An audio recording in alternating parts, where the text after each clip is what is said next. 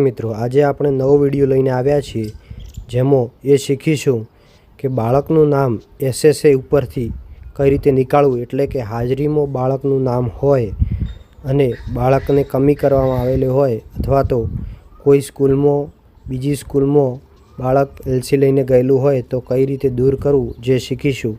સૌપ્રથમ આપણે ગૂગલ પર એસએસએ સર્ચ કરીશું, ssgujarat.org.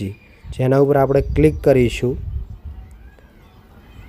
એટલે આવું પેજ આવશે, જેમાં ચિલ્ડ ટ્રેકિંગ સિસ્ટમ ત્રીજા નંબરનું જે આપ્યું છે તેના ઉપર ક્લિક કરીશું.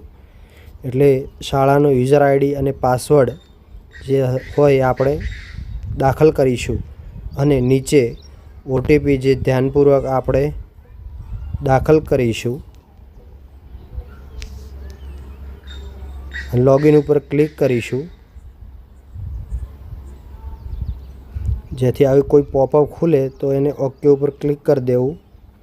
પ્રક્રિયા પત્યા પછી ઉપર આ 3 ડોટ જે દેખાય છે ડાબી બાજુ, એના ઉપર ક્લિક કરીશું તો આ સાઈડમાં પોપઅપ ખુલશે, જેમાં બીજા નંબરનું આપ્યું છે મેનેજ સ્ટુડન્ટ. એના ઉપર ક્લિક કરીશું તો આવું ખુલશે, ને જેમાં તમારે જે ધોરણમાં બાળક હોય એ માંથી નીકળવા માટે આપણે એના ઉપર ક્લિક કરીશું, જેથી એસએસએ ઉપર રહેલા એ ધોરણના બધા બાળકો ખુલશે. હવે જે નામનું બાળક તમારે નીકાળવું હોય ત્યાં અહીંયા સર્ચ કરીશું એનું નામ, તો એનું નામ અને એના યુડાએસ આઈડી બંને ખુલશે. ત્યાં નીચે જઈશું, ઓપ્શન પેન્સિલ જેવું દોરેલું હશે એના ઉપર ક્લિક કરીશું તો એની વિદ્યાર્થીની આ બધી ડિટેલ ખુલી જશે. એમાં તમારે છેલ્લે જવાનું, સૌથી છેલ્લે અહીંયા લખેલું હશે 74 નંબરનું ચાલુ શૈક્ષણિક વર્ષ માટે બાળકની સ્થિતિ. એમાં ખોલી અને તમારે ત્રીજા નંબરમાં આપેલું હશે ડ્રો આઉટ, એના ઉપર ક્લિક કરી અને અપડેટ કરી દેવું.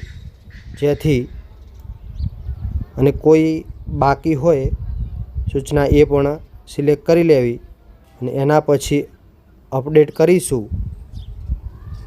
તો અપડેટ થઈ તો બતાવશે તમને કે data update successfully for following school. Okay, thank you. આ રીતે આપણે કરી શકીશું. જય હિન્દ.